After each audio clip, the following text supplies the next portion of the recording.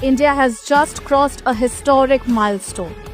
For the first time ever, the country has overtaken Japan to become the world's fourth largest economy. ताकतवर देशों की सूची जारी कर दी गई है।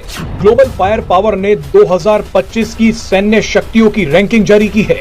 इस रैंकिंग में बताया गया है कि किस देश की सेना कितनी ताकतवर है। भारत ताकतवर सेनाओं की सूची में चौथे नंबर पर है। इकोनॉमी जो है वो वर्ल्ड नंबर 4 पे जो है आ चुकी है और उन्होंने जापान को भी पीछे छोड़ दिया। राजनाथ ने एक बयान दिया है कि जी जो रियासत जम्मू और कश्मीर है वो आजाद जम्मू और कश्मीर के बगैर अधूरी है। यानी अब ये अब्दुल्ला भाई बात ये मकबूजा कश्मीर की नहीं कर रहे, अब इनकी नजरें आजाद कश्मीर पर लग गई। पाकिस्तान इस साल टॉप 10 से भी बाहर हो गया है। पाकिस्तान को 12वां नंबर दिया गया है। मजे की बात देखिए कि पिछले साल पाकिस्तान 9वें नंबर पर था। इससे भी मजे वाली बात यह है कि पाकिस्तान लगातार चीन से हथियार खरीद रहा है, मगर नतीजा ये निकला कि पाकिस्तान को टॉप 10 से भी धक्के मारकर निकाल दिया गया है। अपने आप को हम इमेजिन करें, हम किधर खड़े हैं। हमारा बजट, एनुअल बजट हमारा कितना है? हमारा बजट बनता है $62 बिलियन का, अगर डॉलर टर्म में क्वांटिफाई करें। इंडिया का खाली कॉल सेंटर से रेवेन्यू 60 बिलियन। खौफनाक जंगी तैयारियां ये कर रहे हैं कि मैं एक्चुअली हैरान हूं कि अभी तक इन्होंने पाकिस्तान पर हमला क्यों नहीं किया। लेकिन इंडिया S-500 लेना चाह रहा है, S-500 लेना चाह रहा है, F-35 लेना चाह रहा है, काफ़ी कुछ और ले रहा है, मिसाइल्स ले रहा है, बड़े स्टॉक कर रहा है मिसाइल्स का। फिर वो 104 रफाइल्स जो हैं वो ख़रीद रहा है मज़ीद फ्रांस से, डसॉल्ट कंपनी से। और इस सारी चीज़ को बहुत जल्दी कर रहा है, क्योंकि वो चाहता है कि पाकिस्तान एक तरफ अफ़गानिस्तान के साथ रहे, बिजी रहे, और दूसरी तरफ वो पाकिस्तान पे आके हमला करे। अब देखिए इंडिया में 24 घंटे के अंदर $50 अरब की सरमायाकारी के मुआहदे हो गए। $50 अरब, ये रिकॉर्ड लग गया। और इंडिया की जो जीडीपी है वो इतनी तेजी से ग्रो कर रही है कि वो 8.2% तक जो इसकी ग्रोथ है जीडीपी की वो बढ़ने जा रही है। एक रिपोर्ट में दावा किया गया है कि पाकिस्तान ने चीन से जितने भी हथियार खरीदे हैं वो ज्यादातर कबाड़ हैं। भारत के खिलाफ सर उठाने वाला बांग्लादेश 35वें नंबर पर धक्के खा रहा है और ये भारत से लड़ने की बातें करते हैं। ग्रेटर इसराइल के प्रोजेक्ट में अगर दुनिया में कोई ताकत रुकावट है तो वो सिर्फ पाकिस्तान और उसका एटमी प्रोग्राम है। और अब ये हमारे खिलाफ आ रहे हैं, हमारे पीछे अब 10% टैरिफ लगने के बाद होना तो ये चाहिए था कि उसकी एक्सपोर्ट्स और उसकी इकोनॉमी जो है वो मुनहदिम हो, कोलैप्स हो जाती। लेकिन हुआ क्या? एक्सपोर्ट्स तो बढ़ गई, और वो भी अमेरिका। कोई नहीं चाहता कि आप बैंकरप्ट हो जाए। आपके दुश्मन जरूर चाहते होंगे, हिंदुस्तान चाहता होगा, मगर और कोई नहीं है जो चाहता है आप बैंकरप्ट हो जाएं। और जो डेड इकोनॉमी वाले हमारे ट्रम्प अंकल थे, वो डेड इकोनॉमी वाले ट्रम्प अंकल वो अपने शब्दों को चबा भी नहीं पा रहे हैं। 1.5 साल हो चुका है, कम से कम मेरे हिसाब से ये कई अरब डॉलर खर्च कर चुके हैं सिर्फ पेट्रोल और असला फायर करने में, पेट्रोल जलाने में। और इतनी ज्यादा एक्सरसाइजेज ये कर रहे हैं कि एक्चुअली एक्सरसाइज फटीग होना शुरू हो जाती है आर्मी के ऊपर। मुसलसल एक्सरसाइज करके इस तरह जंगों की तैयारी कर रहे हैं पागलपने की हद तक। हमारे दरमियान जो इकोनॉमिक एंड टेक्नोलॉजिकल फासला है वो बढ़ता जा रहा है उनकी फेवर में, और ये हमारी लॉन्ग टर्म सिक्योरिटी, हमारी लॉन्ग टर्म इकोनॉमिक प्रॉस्पेरिटी के लिए अच्छा यानी इंडिकेटर नहीं है। सियासी लोग करते हैं इस तरह के बयानात, तो हम कहते हैं सियासी बयानात हैं।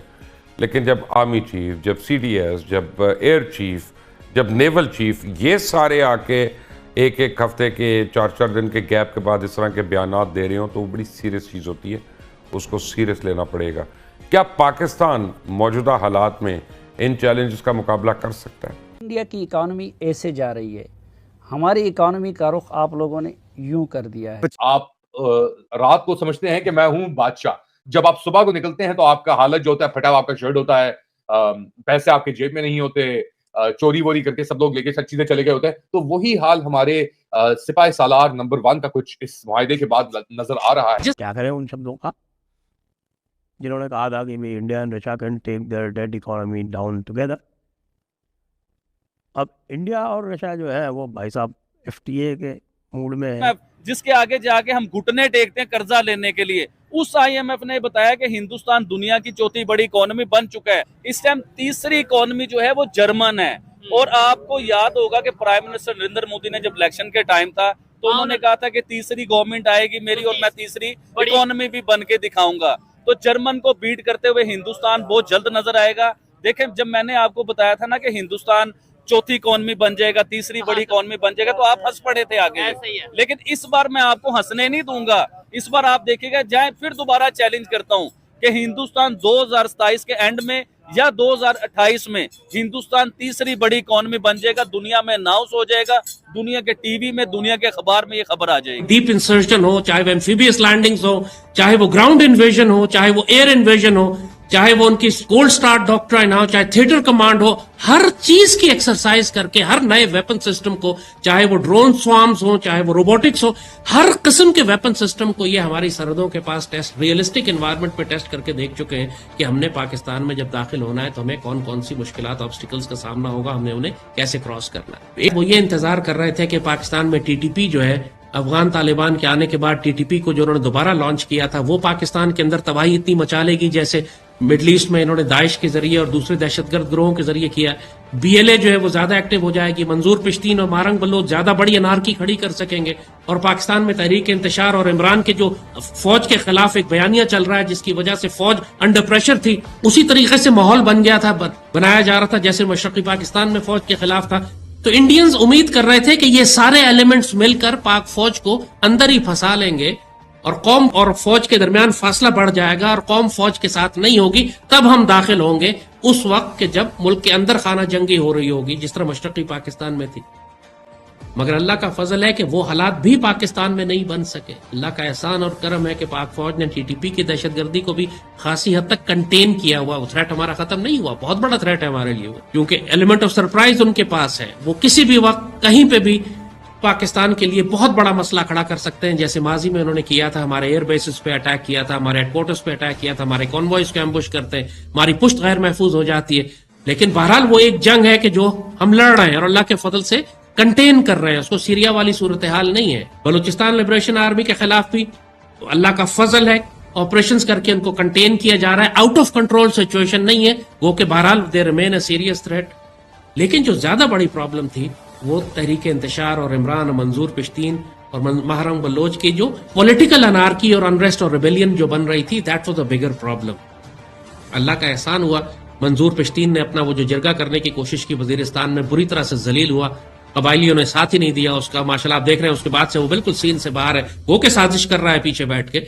लेकिन अल्लाह के फजल से जो वो करना चाहते थे अल्लाह ने इनको जलील और रुसवा किया। मारंग बलोच भी बहुत अरसे से सीन से गायब है, क्योंकि जो लोकल सपोर्ट उसको मिल रही थी या बाहर से फंडिंग हो रही थी उसको तोड़ा गया। अल्लाह ने करम किया कि उस किस्म की बगावतें अभी बर्पा नहीं है, लेकिन अंडर द सरफेस वो मौजूद है हमारे पड़ोस में, जो कि कुछ वक्त पहले एक सर्वाइवल की जंग में चला गया था, एग्जिस्टेंशियल थ्रेट फेस कर रहा था। प्रेसिडेंट ट्रंप की तरफ से 50% टैरिफ के बाद इंडियन एक्सपोर्ट्स के बारे में ये अंदाजा था कि ये मुनहदिम हो जाएंगी, कोलैप्स हो जाएंगी, खत्म हो जाएंगी, लेकिन हुआ क्या? इस हवाले से इंतहाई दिलचस्प आदादो शुमार आपके सामने पेश करने लगा हूं।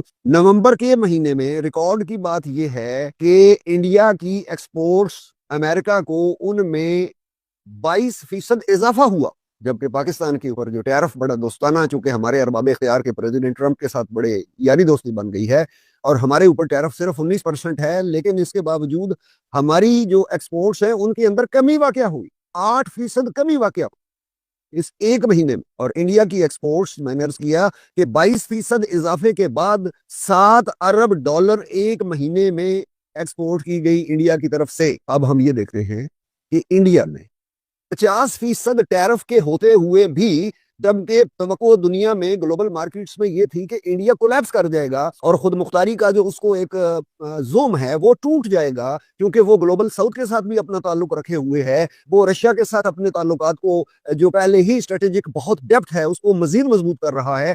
दुनिया भर के यानी वेस्टर्न दुनिया की मुखालफत के बावजूद भी रशियन ऑयल खरीद रहा है और पहले से बहुत ज्यादा खरीद रहा है।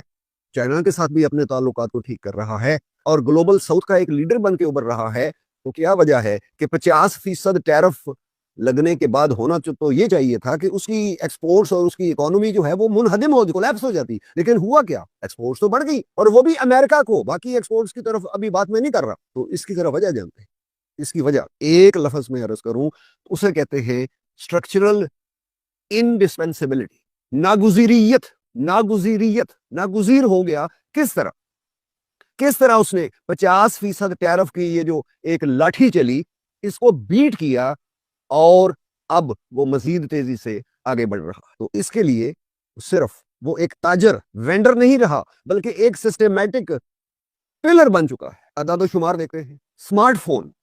स्मार्टफोन में यूनाइटेड स्टेट्स को उसकी एक्सपोर्ट्स 3 गुना बढ़ गई और उनका हुजूम चला गया 1.47 बिलियन पर। एप्पल की जो प्रोडक्ट्स हैं 25% आईफोन जो हैं वो इंडियन सॉइल पर बन रहे। अच्छा जी, लगाओ टैरिफ, ट्रंप साहब टैरिफ लगाए ना।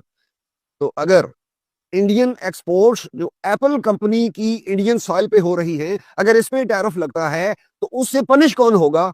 इंडिया कम और अमेरिकन बायर ज्यादा, और जो एक बहुत बड़ी कंपनी एप्पल वो ज्यादा पनिश होगी, इंडिया कम पनिश होगा। अब आ जाए दूसरे नुक्ते की तरफ। इंडिया दुनिया की फार्मेसी बन चुका है। 40% जेनरिक ड्रग्स जो अमेरिका में आती हैं वो मेड इन इंडिया होती हैं। और अगर उन अद्वियात के ऊपर टैरिफ 50% ट्रंप साहब आयद करते हैं तो चंद हफ्तों में अमेरिका का हेल्थ केयर सिस्टम कोलैप्स कर जाएगा। लगाएं 50% टैरिफ? नहीं लगा सकते, क्योंकि आपकी सर्वाइवल आपके हरीफ की प्रोडक्शन पर डिपेंड करती है। जय हिंद दोस्तों, स्वागत है आप सबका हमारे चैनल वायरल भारत में। जैसा कि आप लोगों ने वीडियो में देखा ही है कि कैसे भारत सबसे शक्तिशाली देशों में बन चुका है। वहीं आपको बता दें कि भारत इस समय सैन्य ताकत, इकोनॉमी और हर क्षेत्र में आगे बढ़ते हुए जा रहा है, जिसको देखकर पाकिस्तानी मीडिया में तो सुन चुकी है कि आग लग चुकी है। डर का माहौल पैदा हो चुका है कि भारत जिस तरह से हर क्षेत्र में आगे जा रहा है, भारत नंबर 1 देश बन रहा है, सभी मतलब जो सर्वश्रेष्ठ देश है उसमें शामिल हो रहा है, उसको देखकर पाकिस्तान मीडिया एकदम जली हुई है कि भारत का इतना जल्दी ग्रोथ कैसे हो रहा है और हम भिखारी के भिखारी ही रह गए, जहाँ थे उससे भी पीछे जा रहे हैं और भारत जो है वो हर बार आगे जा रहा है। कोई भी ट्रंप के परेशान करने के बावजूद भी भारत एक से बढ़कर एक डील अपने नाम कर रहा है। अभी यूरोप के साथ डील, फिर रसिया के साथ गोल्ड डील, ऐसे ही डील, बड़े बड़े डील भारत कर रहा है, जिसको देखकर पाकिस्तानी मीडिया ये कह रही है कि इतना बड़े बड़े डील हो रहे हैं जिसके कारण भारत की इकोनॉमी में अचानक बूस्ट हो गया है, भारत की इकोनॉमी बढ़ने लगी है और भारत की सैन्य शक्ति का तो कोई तोड़ ही नहीं है। भारत की सैन्य शक्ति इतनी तगड़ी है कि वह किसी भी देश को चाहे तो मैदान में हरा सकता है। वहीं पाकिस्तानी मीडिया इस बात से काफ़ी डरी हुई है कि भारत सर्वश्रेष्ठ देश में शामिल हो चुका है। आपको क्या लगता है हमें कमेंट में जरूर बताएं। वीडियो अच्छी लगी तो वीडियो को लाइक करें, चैनल सब्सक्राइब करें। मिलते हैं कभी, तब तक के लिए जय हिंद, वंदे मातरम।